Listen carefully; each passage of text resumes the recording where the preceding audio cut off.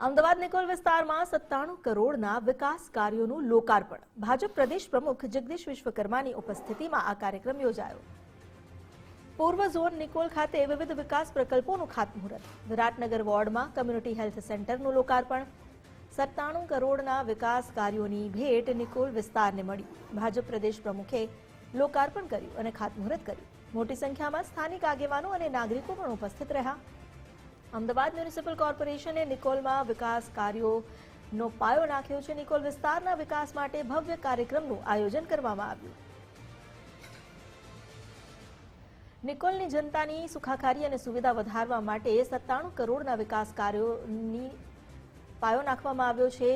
કેટલાક જે વિકાસ કાર્યો છે ભૂમિપૂજન કરવામાં આવ્યું તો કેટલાકનું લોકાર્પણ કરવામાં આવ્યું. મોટી સંખ્યામાં સ્થાનિકો અને ભાજપના કાર્યકરો પણ આ કાર્યક્રમમાં જોડાયા.